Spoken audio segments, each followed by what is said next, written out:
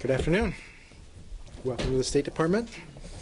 I have one thing for you at the top. As you know, we're doing our 2 weeks of Free the Press campaign. So the case we'd like to raise today in advance of World Press Freedom Day is Salijan Abdulrahmanov. He's a journalist who was sentenced to 10 years in prison in 2008 in Uzbekistan on dubious drug charges. Mr. Abdulrahmanov actively investigated corruption and advocated for farmers' rights in economically depressed regions of Uzbekistan, and has recently been back in the news because prison authorities allegedly hid him from ICRC monitors who tried to visit him. The United States recently raised this case with the government of Uzbekistan, and we call for his release as we continue to reiterate our commitment to promoting freedom of expression. The U.S. calls on the government of Uzbekistan and all governments to protect the universal right to freedom of expression and allow journalists to operate freely and independently. Having said that, I will turn it over to all of you. Can we start with something I don't expect you're going to have a lot to say about, but I'll start with it anyway, which is Russia. Okay. Is there any update, or anything new you can say about contacts between the embassy or people here in Washington with the Russians about the Boston bombing suspect? I really have no update for you here from the State Department. This is being done through law enforcement channels. And as I clarified for some folks last week, while we do have law enforcement personnel at the embassy, this is primarily through FBI channels, so I refer you to them. Well, could you refer them to us? That would be nice, if you would. Because so, I don't think they would appreciate that. But it would be nice if we could get something about that. So the people that went from the embassy, and I apologize, I missed this. I wasn't here on Thursday. Law enforcement personnel From the embassy in Moscow went to visit the family. Right, they were law enforcement personnel. But they come under Chief of Mission Authority. My understanding is they're Chief of Mission Authority, but there might have been some folks from Washington, too. Are you aware of any further such visits like that? I'm not aware of a second visit, no. Okay. Other questions? Other areas of interest? Joe? Go ahead. Good morning, Justin. Could we talk a little bit about the meeting that the Secretary has this afternoon with members of the Arab League? Sure. There was a couple of names mentioned on the weekly schedule, but I wondered if you could tell us who else is involved and what the purpose of the meeting is and what the Secretary is hoping to achieve from it. Well, I talked about this a little bit last week, but now that we're closer to the meeting, just to say that the Secretary looks forward to meeting with the ministerial delegation this afternoon, representing the Arab Peace Initiative Follow-Up Committee. That'll be at Blair House this afternoon. Qatari Prime and Foreign Minister Hamad bin Jassim, as chair of the committee, will lead the visiting delegation. And we welcome the Arab League's eagerness to play a constructive role in the pursuit of a durable and lasting Middle East peace. So the meeting comes in the context of a series of productive conversations by the Secretary to explore how we can best move regional peace efforts forward. Issue any kind of a statement afterwards?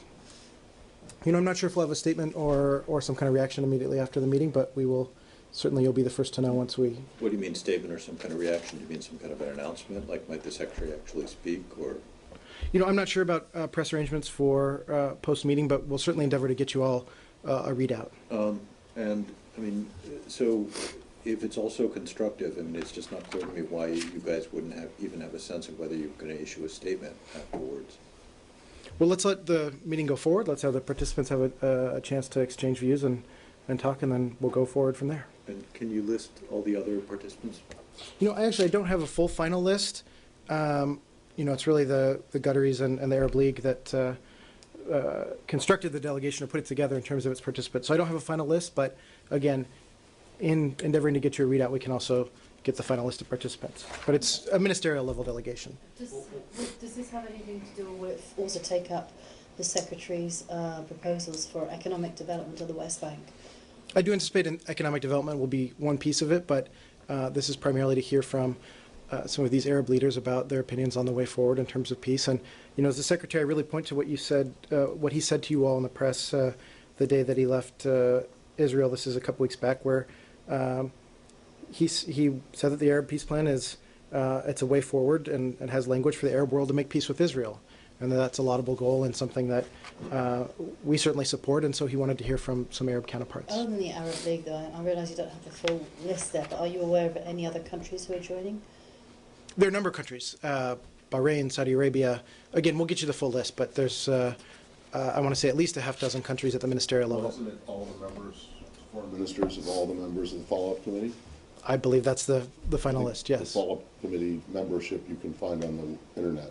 You can probably find that on the internet. But again, we'll get you the final list of who's at the table. Go ahead, Matt. Yeah, do you expect them to talk about anything else? And when you're talking about peace, you're talking about Israeli-Palestinian. Right. Do you expect them to, any other topic to come up? Syria? That's the main agenda item. If, given we have a number of countries who are interested in Syria, could that come up? I can't preclude it, but the main focus is Middle East peace process. Jill, go ahead. Just for clarification, who called this meeting? Was it called by the Secretary or by the Arab League? My understanding is they'd expressed an interest in meeting with us, and we were happy to facilitate a meeting here. That's my understanding of the sort of TikTok of the meeting. And why Preparation. will the meeting be held at the Blair House?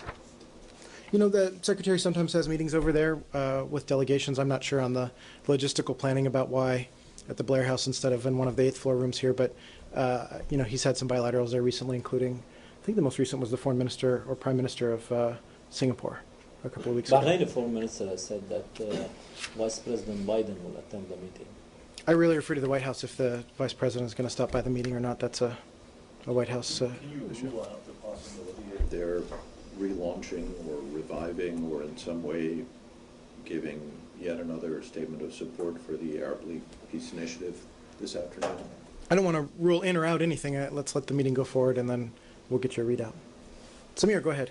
What specific steps the U.S. wants the Arab League to take to encourage the Israelis and Palestinians to return to the peace talks?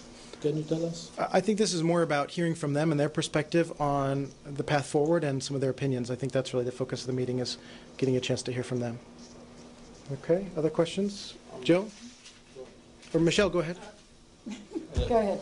No problem. Okay, but it's another subject. Sure, go ahead. Reports of the, Can I ask one last one on this? sure. It's hard to say since you haven't provided us with the list of participants, but I suspect he's met the vast majority, if not possibly all of those participants. So why the need for a collective meeting to hear what they think when he's certainly already met the Qatari Prime Minister and Foreign Minister, including when we were in Qatar. He's certainly met with the Saudi Foreign Minister. I just don't get why you need to hear from them Right. here en masse. Well, you're right, Arshad, that the Secretary does have intensive diplomacy with a number of these partners and has met with them repeatedly, and of course had many times previous to being Secretary too, and now has in his capacity as Secretary. I think given the renewed interest and focus that the Secretary has played in the diplomacy here, that they felt it'd be an appropriate time to collectively come have a meeting with us on the subject, and so we indeed accepted that. Okay.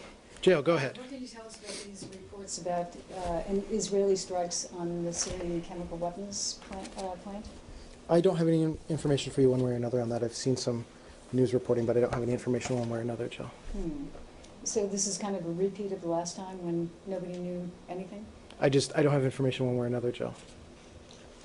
Anything on the meeting between Secretary Kerry and Brahimi in the afternoon? Yeah, so the Secretary will meet with Joint Special Representative Brahimi here at the State Department this afternoon to discuss the troubling situation in Syria. We applaud Mr. Brahimi's efforts to advance a political solution to the conflict in Syria within the framework of the Geneva Communique, and we reiterate our support for his mission despite the challenging circumstances. Has that meeting happened? That meeting is happening shortly. It has not happened. Yeah, it's happening here in a few minutes. Will you be able to offer us some details of what they talked about once the meeting is over? I will certainly endeavor to do so. Certainly the topics are Syria, but we'll endeavor to see what we can do about a readout. The topic is Syria. Right. Yeah, well, I was hoping for something a little bit more specific, more exact. I know you are, Matt. Drill down a little bit of the granularity, maybe like Assad future situation on the ground. And I'm not trying to be facetious. No, I know you're but not, I would Matt. prefer that it not be the Secretary and Mr. Brahimi met and spoke about issues of mutual concern. All right. We'll endeavor to Because get... frankly, I read enough of the New Light of Myanmar many years ago, and we don't need those kinds of readouts anymore. So I'd also make the same plea for the Arab League Okay. meeting. Let me be clear, though. Actually Let me get some be clear here, though. remnant of Let me be- scrap of substance in what the readout Let me is. be clear here, though, Matt. The purpose is to encourage him to continue in his good work, and so that's really the message that the Secretary underwent. So talk, No, I think what we're doing is we reiterate our support for his mission. and we want him to continue to encourage him to do good work. I'm not going to, in terms of his capacity or what he may or may not be willing to do going forward. What's your assessment of his status at the sorry, moment? I mean, Finish that in terms of his capacity or what he might or might not be willing to do going forward.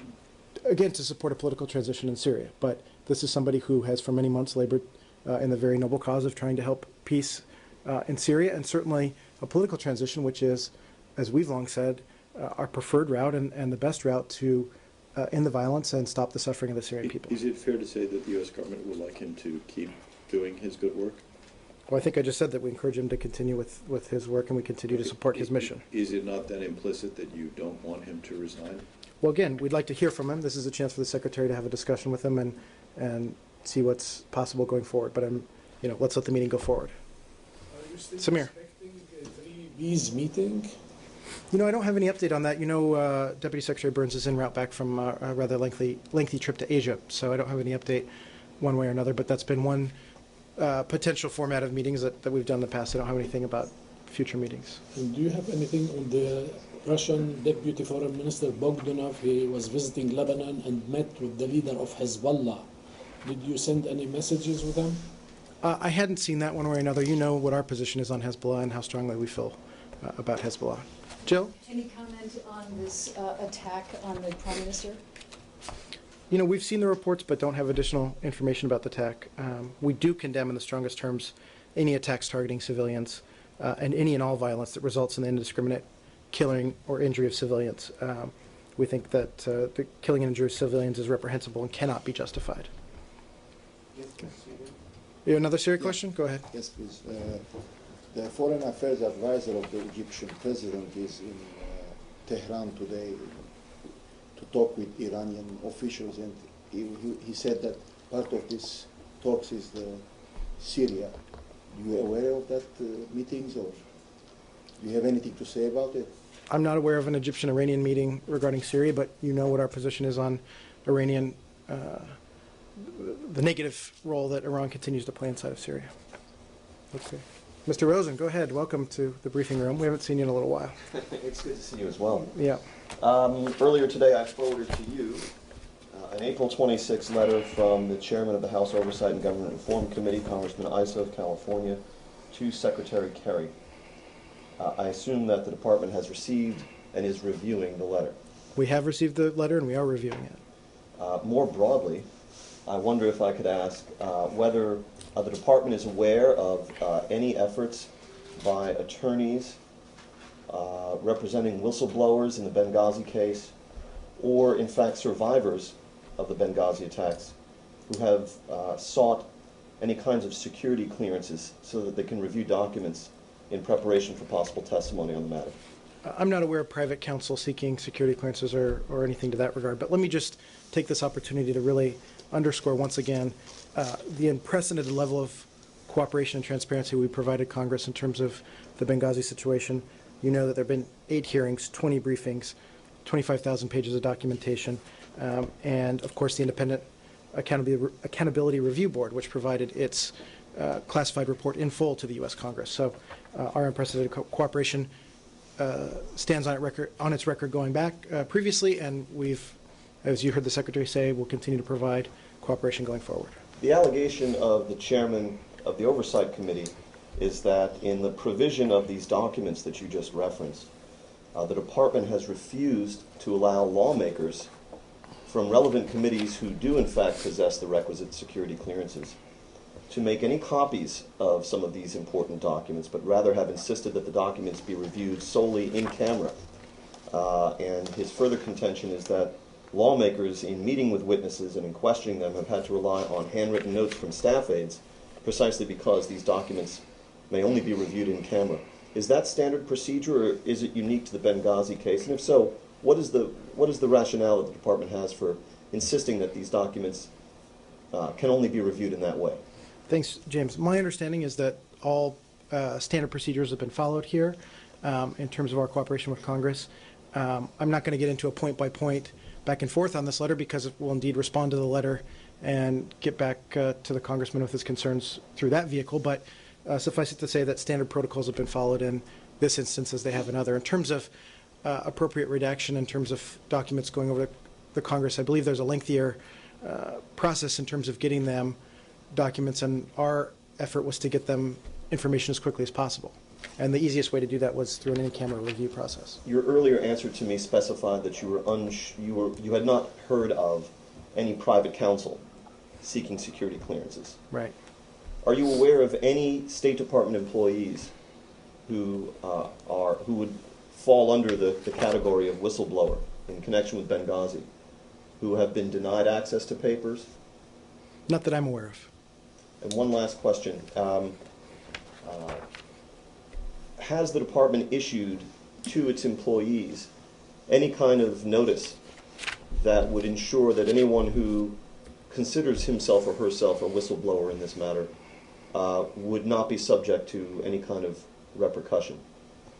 I'm not sure if a proactive notice saying one way or another, but we always say that to whistleblowers, that they have the Inspector General and other methods of whistleblowing on any range of issues. So that's a long-standing process that stands for a number of different scenarios. So,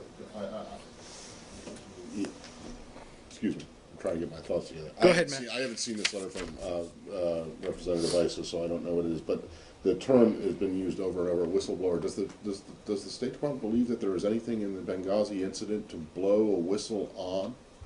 In other words, the question before was I believe the question before was something like, does the State Department believe that there are people who have gone to the Hill or otherwise given information that would put them in the category of being a whistleblower, which generally refers to people who report corruption or some kind of malfeasance or incompetence? Does the State Department believe that that there are people involved in the Benghazi case who are considered whistleblowers? I'm not aware of whistleblowers one way or another. So why do you continue to use? You're accepting the premise of the question, which is that there are whistleblowers, and if you No, I'm not accepting the premise. No, I'm not that's accepting fine. the premise of the question. That was Mr. Rosen's characterization, So not the mine. department does not believe that there's anyone connected to the Benghazi case. For example, the people who testified before the committee that Representative Issa chairs back on the first hearing months ago. The department does not consider those people to be whistleblowers under the definition that most of us would Right. understand. Not that I'm aware of. I mean, I can't rule out a negative. I can't say for certain one way or another that there aren't people out there, but not that I'm aware of, and not that have been the folks that you're talking about. I think this comes in the context of some members of the Hill wanting to interview survivors or something of that nature.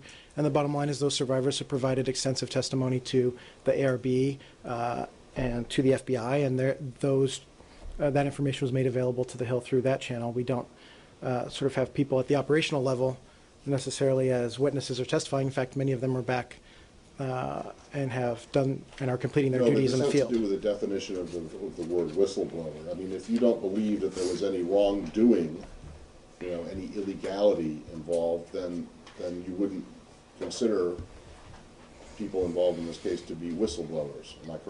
Right. That's not the phrase we've used. In terms of the ARB, there were... That's the phrase that's, if I understood correctly, that's the phrase that's used in the letter, yes?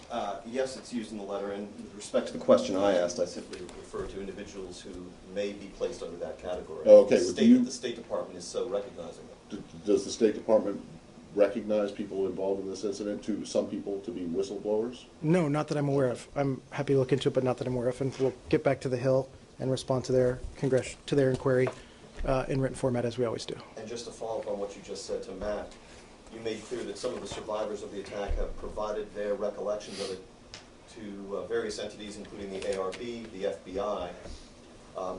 Does the department oppose those individuals being made available for questioning by key congressional staff or lawmakers? Well, most of them are back on duty and doing functions at various places around the world. The bottom line is that congressional testimony is at the Deputy Assistant Secretary level and above, and just as you wouldn't have necessarily a soldier or troops called as witnesses, you have their superior officers. That's the same practice for the State Department. And again, I think as I mentioned, we've had some 8 hearings and 20 briefings and made our senior officials repeatedly available. And in terms of the ARB report, we were clear where there were mistakes that were made, and we've been clear where we're implementing very thoroughly all of the recommendations, which you heard the former secretary say that we accepted all of them, and the current secretary say that we're implementing all of the recommendations. So, But to the fact that you're not making these people available to Congress, is that a suggestion that you don't think that this is a appropriate venue for further investigation of the matter? I mean, I think that these folks want to be able to continue their professional duties and activities, and Are you saying like Congress, like that the ARB and the FBI investigation stand as is, and Congress has, you know? and they have access to all of that information. But do they have access to all the witness testimony from the people that were interviewed? I'm not sure of the exact format, but my information. You said all that information. You said they have access to all that information. Yeah, so they were interviewed by the ARB, and their accounts are reflected in the unclassified and classified ARB reports, both of which were shared with Congress. Yep.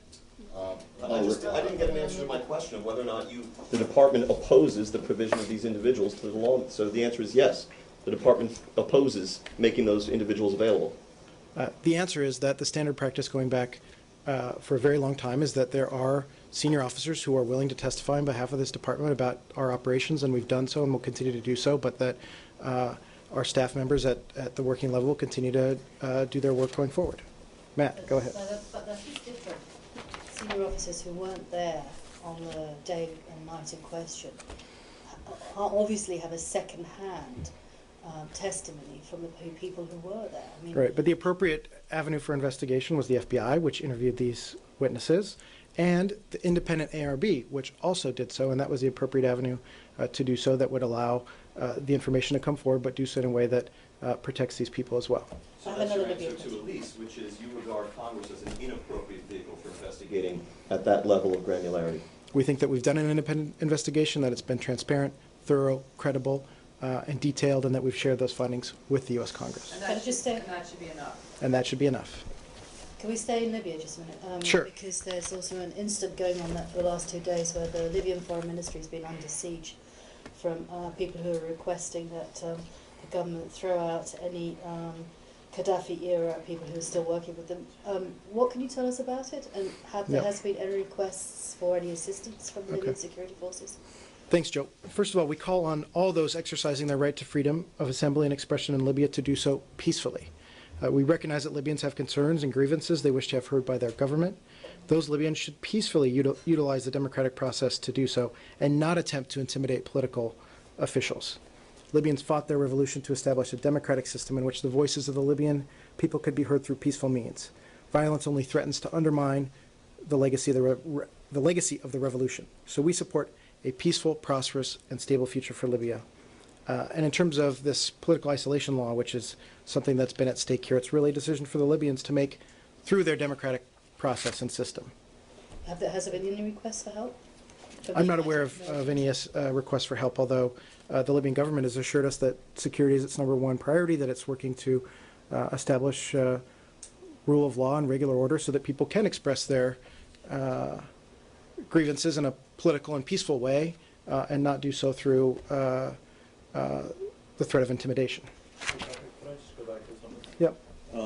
I want to make sure that you didn't mean to suggest that it's not appropriate for Congress to choose to investigate whatever it sort of wishes to investigate, correct? I mean, your view is that you conducted the ARB, that the FBI, which is of course part of the executive branch, has done interviews and so on, and that you feel that suffices, but it's not your view. I just want to make clear, I mean, from your point of view, Congress can investigate what it wishes under the separation of powers. Congress has its own prerogatives, but we've had a very thorough, independent investigation, which we completed and were transparent and shared, and there are many folks who are, in a political manner, trying to sort of use this for their own political means or ends, and that's why we've been clear that we did our investigation and were so careful in sharing the findings with the Hill, and the Secretary pledged going forward that if there are issues that they have unresolved, they have a channel to communicate with us, and we'll look at their concerns. And so the Secretary was clear about that, and we've received this congressional testimony. We'll look into it, and we'll respond as appropriate. Just going back to some testimony earlier on this month, Secretary Kerry suggested that if members of Congress were still unhappy with the answer they'd they'd received of the Benghazi inquiry, that he would be ready to appoint, and I think the phrase was within 24 hours, some Right. kind of liaison officer. Could you tell us where we are with that? Right. I mean, he didn't mean that necessarily we're going to bring in a new person or staff member, but that he would make sure that someone on his staff was responsive and a point person for the Hill, and I understand that he's done that. And could you tell us who it is, please? I don't have a name for you one way or another, but my understanding is that there is somebody on his senior staff who will be a point of liaison. Will be or is already? My understanding is, but let me check for you afterward and see if I have any more details. Is. Thank you, Matt. Okay. That doesn't depend on what the definition of the word is. I want to go to Bahrain, if I could. Sure. Can you tell us how the meeting went this morning? Yep. So Secretary Kerry met with Bahraini Foreign Minister Sheikh Khalid bin Ahmed Al Khalifa. During the meeting, they discussed recent developments in Bahrain's national dialogue and reform process. They also discussed a host of regional issues, including Middle East peace and the ongoing crisis in Syria. Secretary Kerry reinforced the importance of the strategic partnership between the United States and Bahrain. He noted the reforms that Bahrain has made and encouraged them to do more in the process so they can continue in order to ensure long-term stability in Bahrain. Can you raise the issue of human rights violations or alleged human rights violations in Bahrain? I think we should just let it stand at that. Apparently he didn't, because it's Well, not part of what you just said. let's give him a chance to, let's give him a chance. to Human say rights it. were a part of the discussion, and specifically in terms of urging them to make additional progress. They've made some progress, but we want them to make more progress in terms of implementing all the recommendations of the BICI, for instance. And so while we encourage the efforts underway, we want them to follow through on them. Did the subject of the State Department's human rights report for Bahrain come up at all? The most recent one? You know, I'm not sure if, I'd have to check on that. I'm not sure if either side specifically raised the human rights report, but the report stands for itself, and I know that the Bahrainis had some concerns, but we believe the report stands for itself. Right, well, their concerns were that they said that it was not impartial and that it was not objective. I think it was, that lacked objectivity and impartiality. Right, well, we reject that. I'm not sure if it came up on either side So during how the would you meeting. describe how would you characterize the tone of this meeting? Well, I think it was collaborative. Indeed, there were some very lengthy discussion on Middle East peace, the ongoing crisis in Syria, and then there was a chance to discuss the reform process inside of Bahrain as well. And so in terms of the reform process, you think it needs to be accelerated? We do. You're not happy with this? Well, we think that they've made some progress, but further action is required. Okay, and so does that, when you said they discussed recent developments in Bahrain, what is that? Does that involve the reforms in human rights, or does it involve anything else? Right, it's some of that. You've had some cases, for instance, of medical professionals who were acquitted, so there's some positive steps, but you have other steps that haven't been followed through on. Okay, go ahead. Egypt. Sure. In the coming days, it's expected that the NGO law is going to be approved by the Shura Council, the only legislated in Egypt. And of course, a lot of concerns are there, especially with the civil society organizations regarding this whatever is called NGO law, and many drafts are there. Do you have anything to say about this? Well, I said this last week, and I'll say it again, that we're deeply concerned with draft legislation that would severely restrict the ability of NGOs to work in Egypt, and we think that would move Egypt backwards. So this law would weaken civil society's essential role in government accountability and hamper the accountability of government in the eyes of the people. So we've been very clear about that. I said it last week, and our position is the same. So it's your concern is about it is approved without any discussion, or it's the content of the law? I'm not sure about the process, but the content certainly has been of deep concern to us. What are the main concerns? I mean, it's the functioning, financing issue, is the restricting of forming NGOs, or the participation of the American organization in the part of the civil society? I mean, it's all of the above. We're deeply concerned that this would restrict the ability of civil society to play the important role that it needs to play in a democratic society. I have another follow-up for this. Recently, one of the advisors of the president, he mentioned that we are not expecting any kind of interference from anybody regarding, as he said, our version of democracy. Do you have any comment on that? Do you consider this an international interference or U.S. interference in issues? Who said that quote again? It's not one that I'd heard This before. is Khalid al-Azzaz, is the advisor of the president of Mosul. Again, I hadn't seen those comments one way or another, but It was published in Washington Post. okay, I hadn't seen that, but we're very clear that civil society should be able to operate, and that the U.S. around the world, when we do support civil society, we do so in a nonpartisan way, and to really help civil society grow and play a productive role in society. But we don't choose sides or pick one way or another who should have influence. It's a matter of broadly developing civil society. Another topic, but it's mainly related to Egypt again. Last week, Ershad, I think he raised the issue of the visit to Russia and the possibility of making a nuclear plant. And I assume that you said that you were going to elaborate more about U.S. position. I mean, is it done or not? Thanks for following up. This has been a question from Arshad, and I'm glad you reminded me because I do have the answer here. We support cooperation in the area of peaceful uses of nuclear energy for countries that comply with their international obligations under the treaty, under the NPT, and we encourage all countries to adopt the highest standards of nuclear safety, security, and non-proliferation. And while nuclear energy can play a role as a part of a long-term comprehensive energy strategy for Egypt, we recognize Egypt also faces acute short-term energy shortages and urgently needs power generation capacity now from other sources as well. So we've been clear with the Egyptians that there are other short-term needs as well. So this is one potential avenue. They need to do so under the NPT standards, but there are other things they need to explore for short-term energy needs as well. Okay, go ahead. Yep. I asked you about the comment of the Chinese government last Friday. Did you check the comment about the Senkaku Islands? They called Senkakus as a core interest. This is first time, and I think this changed the status quo. The Secretary Kerry said at the press conference in Tokyo he opposed any steps which change the status quo. And this comment by the Chinese government is obviously changed the status quo. I have nothing new for you on Senkaku, so our position remains the same, and I don't have any reaction for you one way or another. Did you confirm that comment itself? Well, I refer to the Chinese to confirm the comment. I'm not aware of it here. They said at the press conference that's a public statement. Well, I refer to the Chinese for their position. Our position on the Senkakus has not changed.